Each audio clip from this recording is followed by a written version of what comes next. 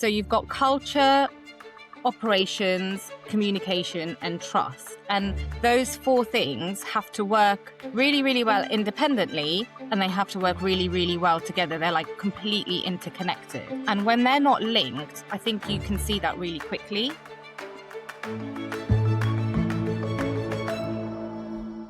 Hello, everyone. I'm Joe Perry, and welcome back to Across the Virtual Table, our podcast where we have real conversations about building capability, confidence, and the gritty reality of ER and HR in the modern workplace. Today, we're taking a more detailed look at the dreaded word change. We're going to talk a little bit about the neuroscience, which influences how we perceive and respond to it, and what organizations need to do to create workplaces where change and dignity go hand in hand. I'm delighted to welcome Tara Jones from the Good Change Consultancy. Not only have Tara and I worked together on some really interesting projects from an ER point of view and a change point of view, bringing those two disciplines together, but we've also been friends for over 30 years. Difficult to believe, I know. But today we'll talk about change, dignity, the science that sits behind how we go through change and experience it in the workplace. And I think, as always, try and find the practical takeaways that can help to take the sting out of the tail of a process which can, let's face it, be incredibly disruptive. And I think we're going to talk about dysregulation and the role that that plays in change as well, which is something I'm sort of personally really interested in. But before we do that, Tara, can you do a little bit of an intro to yourself and the Good Change Consultancy? Sure. So, hello, I am a change and strategic engagement lead. So I've probably been working in consultancy for about 20 years now, but the last 10 years or so, I've worked in large, kind of complex change programs across government, policing, higher education, and other large national organizations, many of which have been unionized organizations as well. The work that I do connects people, systems, and strategy. So through my company, the Good Change Consultancy, I work with leaders and their teams to just help them cut through the noise, get aligned, make sense of complexity, bring the clarity that they need to get things moving when stakes are high, when things are political and fraught, and when there's lots of stakeholders across many levels needing to buy into an idea or adopt a change. Thanks, Tara. And I know that you've been in demand recently because there's been quite a lot of that sort of work needed in one of your large clients. So it's always nice to be wanted. But let's get started because we've got quite a lot to get through. And one of the things certainly that I've been thinking about recently is the introduction of the Employment Rights Act. So quite a wide range of individual and collective changes in employment law. And I think there was quite a lot of publicity around these changes, that there was going to be some really far-reaching implications in the workplace.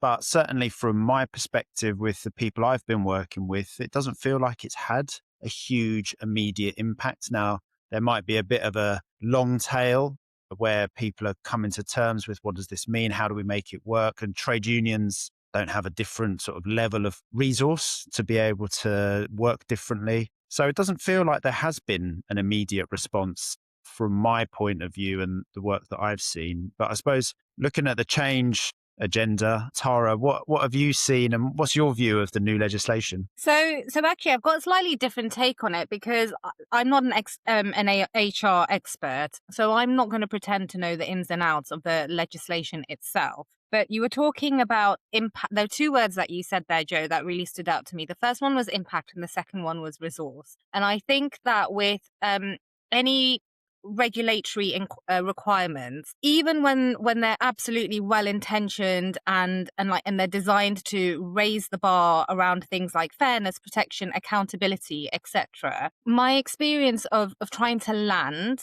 anything like that is you can have the best policies in the workplace, but they've got to be able to translate into reality, because actually policies don't deliver good outcomes, people do. So you'll remember, Joe, when we did an ER review last year, we kind of saw this play out really clearly because there were hundreds of policies, there's lots of legislation, regulatory stuff, there were lots of processes. But in practice, the people on the ground who are having to consume that information and then relay it back through their behavior and the way that they kind of delivered it through processes that were in place. Things were really disjointed. They were hard to follow. They were hard to translate. That meant that decisions around those things were really inconsistent. Issues kept being escalated unnecessarily. Timelines were slipping.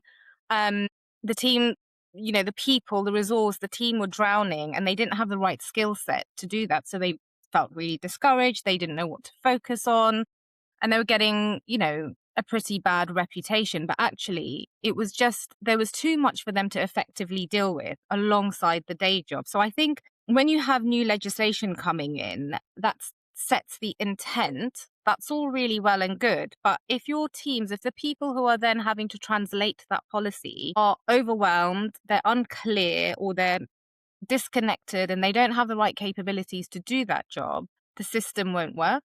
So that's my take on, like, how do you land legislation that, how does that tie in with the world of change? It's really interesting you're talking about sort of a system. Yeah. And I definitely think there is an element of that in relation to industrial relations and the collective side, that it's how it all fits together. What are the relationships? And one of the things that you said there that I think is really important, and I'm interested to hear a little bit more about it, was about policy. So if policy isn't enough, Yeah. what actually creates high performing teams? A really difficult question. And I think it's the kind of question that if you asked that question to 10 people, you'd probably get 10 completely different answers. And they'd probably all be right, depending on the context as well. For me, with kind of my experience and my change lens, when I think of high performing teams, I kind of try and split it into kind of 4 things. So you've got culture,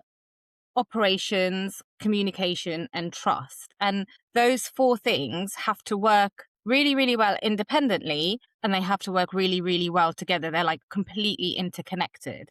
And when they're not linked, I think you can see that really quickly. So I've been in environments, I'm sure you've been in the same kind of environments where teams they're like constantly firefighting. Everything is urgent. There are no clear priorities. Teams are working in silos, so they're reacting in an like an uncoordinated way. So it's more like the focus is on individual effort rather than that collective delivery of a service. You've got unsupportive leadership, people rushing into crisis, and just not clear on what they're actually there to do. Of course, the service is going to suffer.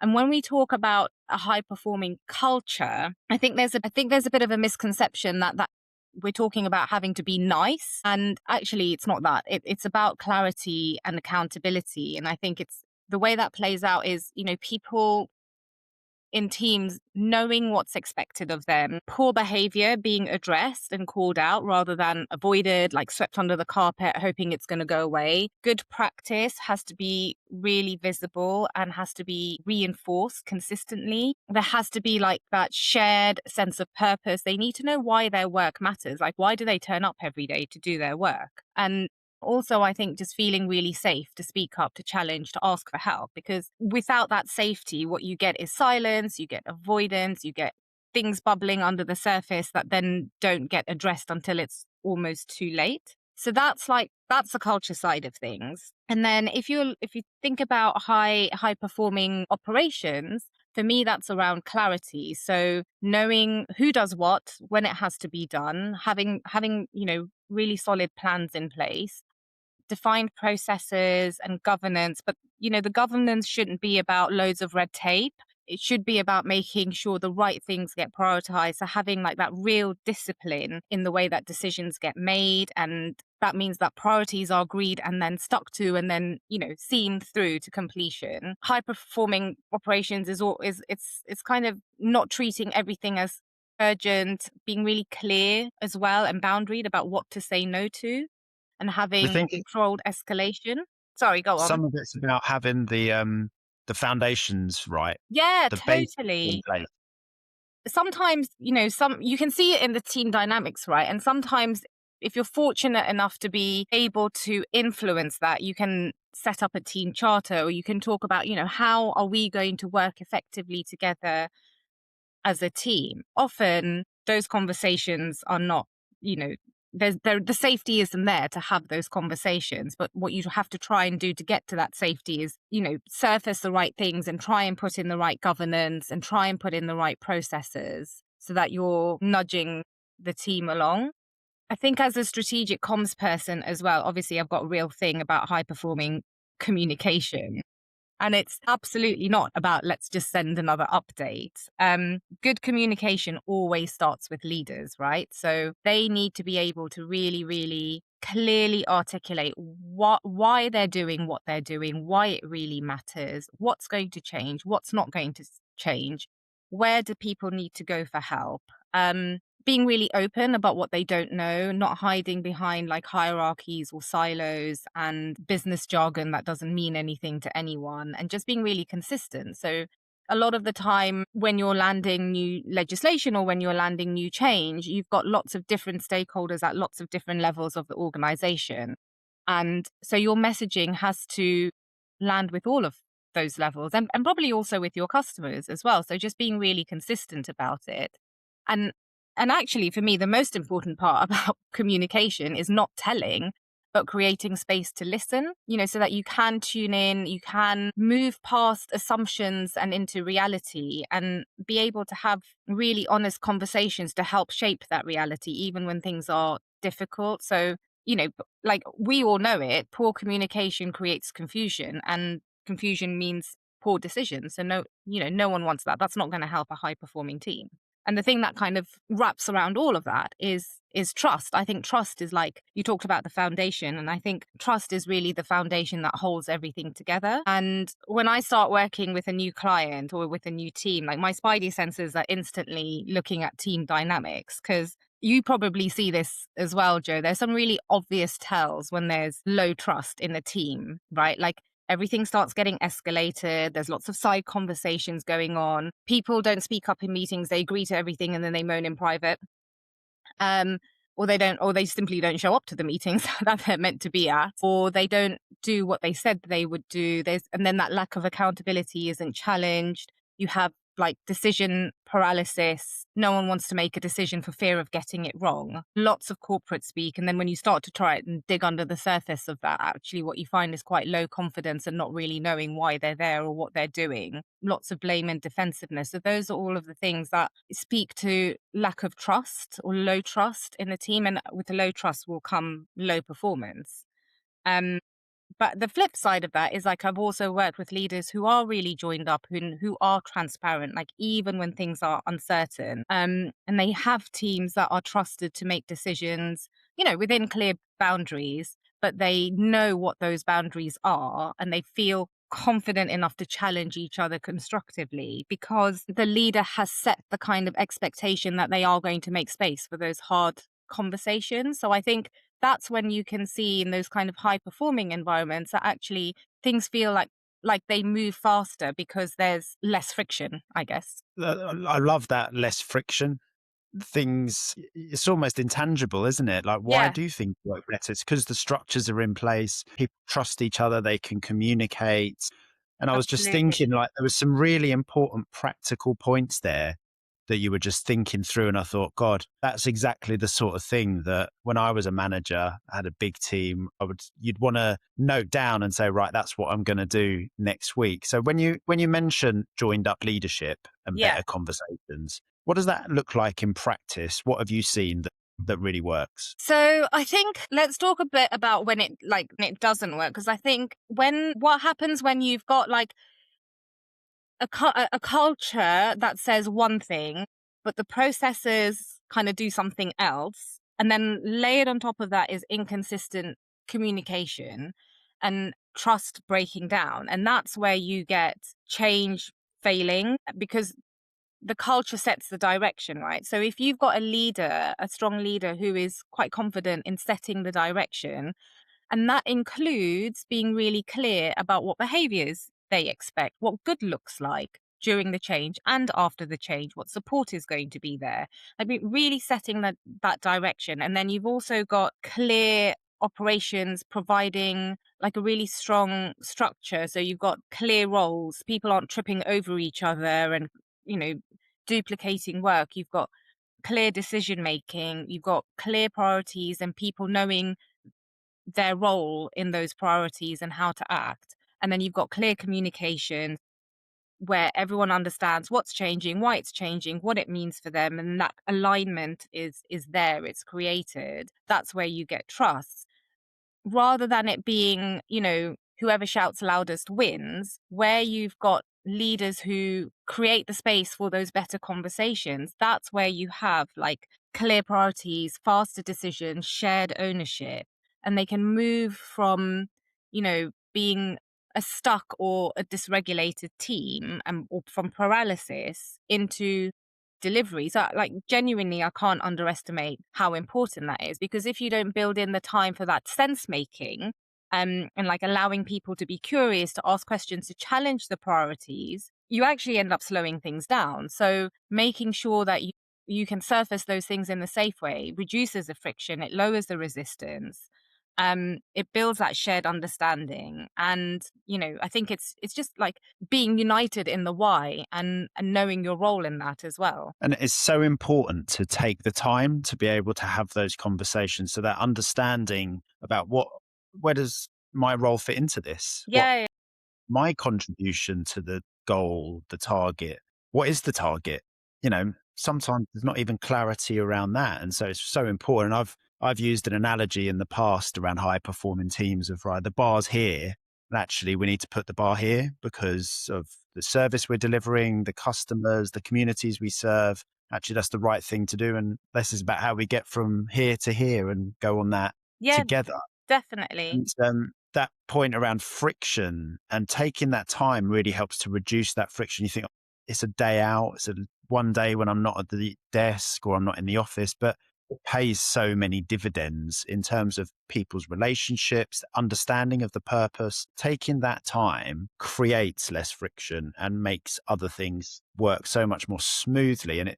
But it's not a linear payoff. Yeah. You need to It's do that definitely investment. it's not. It is, it is absolutely time well invested, and it's almost like slowing down to then be able to speed up. But in a lot of environments that can be a hard sell. But we were talking about leaders, and quite often you're I think what I'm trying to say is it's not just about that one leader, often across an organization or across like a really huge, impactful change program. Quite often, you've got lots of leaders involved in it, lots of leaders at a certain level making those decisions. And I've just joined a new program and I was talking to one of the senior leaders, and she has a really clear view of what needs to be done, of what good looks like, what her path forward is. Amazing. And then I said to her, "Oh, so all the other people on the board, do you think that they are in agreement? Do they have the same view as you? Do they have the same sense of what we're trying to achieve here?" And she was like, I'm not actually sure.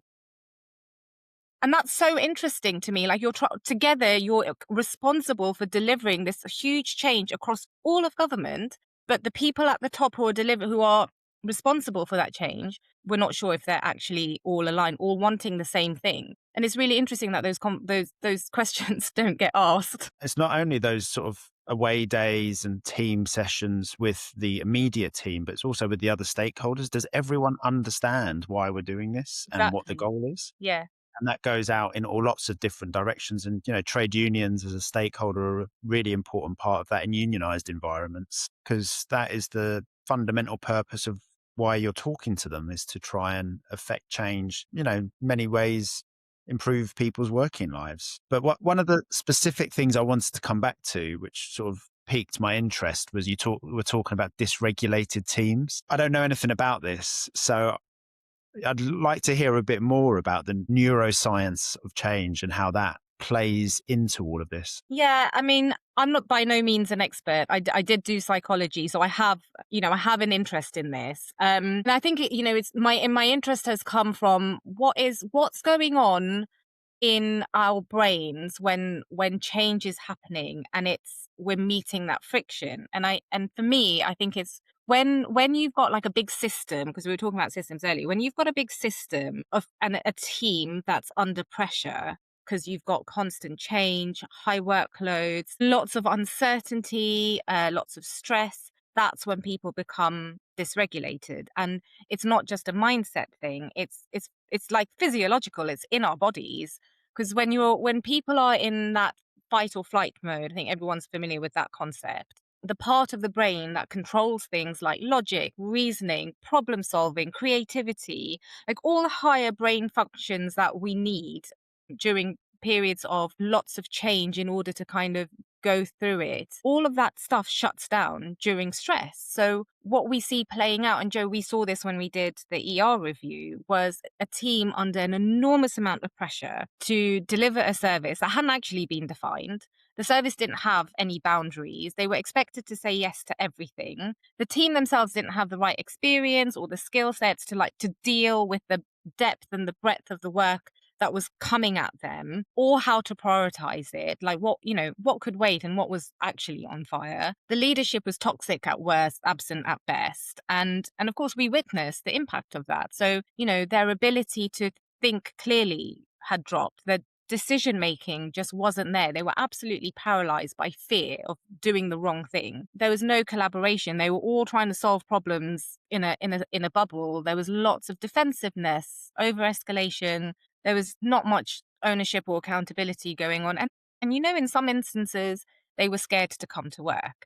And that's not because they were being difficult. They were absolutely overwhelmed. And I see it all the time in change environments. So if you want high performance, you've got to create the conditions where people can actually function well. So, we were talking about how transparency builds trust. So being honest about what's changing, acknowledging roles, routines, processes, line management, whatever it is changing, and just being honest and saying, it is going to be hard. There are going to be things that we have to adjust to. Some things might slip, but here's what we're going to let go of to give you the headspace to do that properly so that you can focus on the stuff right now that's really important. And then, with that clarity and focus on outcomes and what support is going to be available, or what the benefits are what are they going to get at the end of the change that's going to make their lives easier or better in some way. All of that kind of works to helping to reduce anxiety, just and opening up those higher brain functions that we need to do change well together. And I think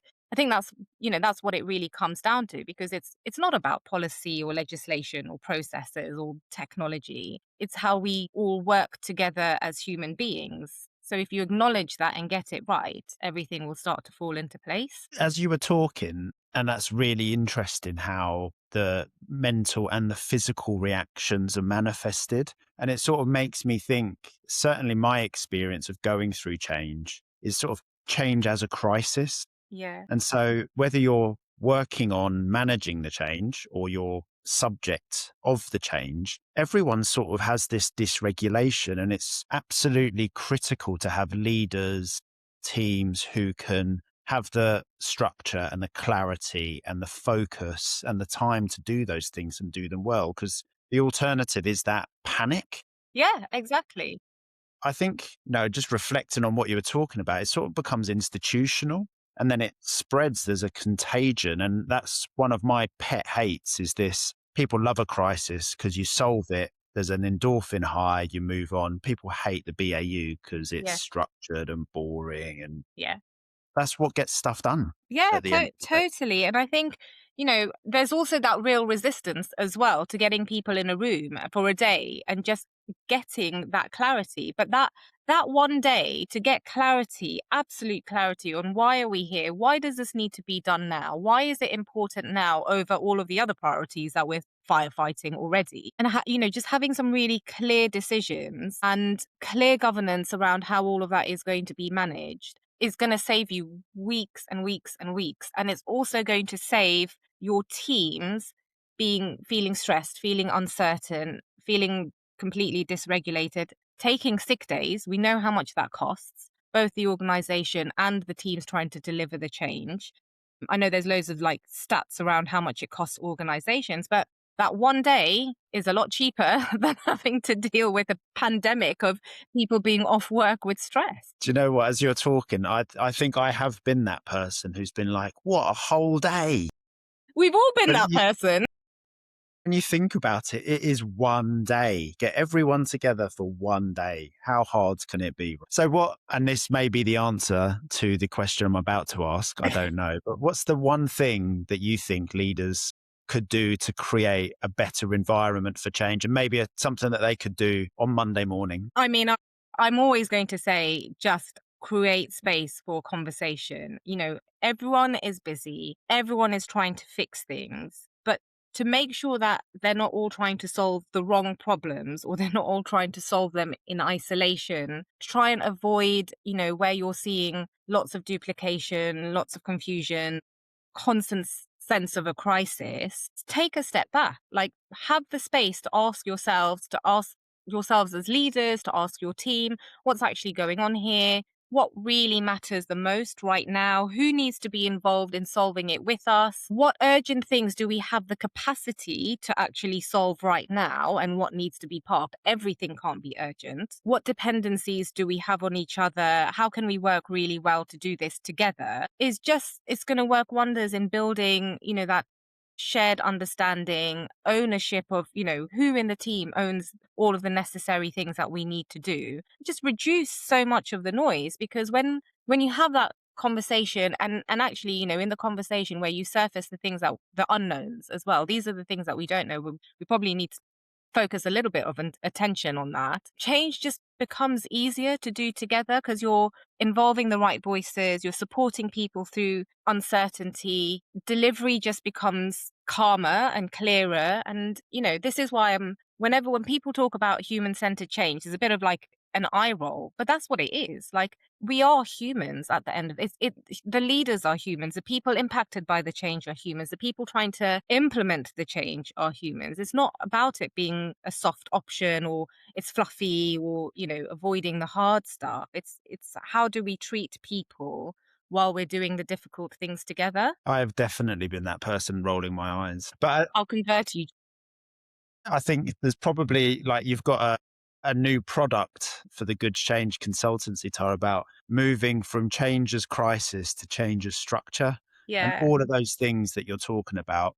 If you're in a team and it's not clear what you're supposed to be doing, there will be reluctance to have a day to do this sort of thing because you're so busy trying to work out what you're supposed to be doing. Actually taking that time, being really clear on the job, how that contributes, the reason you're all there, will pay off so many more dividends, because you can have a day out and do all of these things because this is what we've got to deliver and this is when we've got to deliver it by. And Yeah. there's a sort of self-reinforcing cycle there which can be broken. And I think all of those things that you've been talking about are, really sensible to call things that people can do. You said what could they do on what could they change on a Monday morning? And one thing that I've done because I totally get it. Look, when everything's on fire, trying to take a day out does feel absolutely impossible. But what everyone can do is take an hour out to prep for something. So if you've got a really big meeting coming up and it's going to get fractious, that there's going to be disagreement in the meeting because there isn't that alignment. 1 hour before the meeting to get the team together and agree, what do we actually want to get out of the meeting? What's really, really important?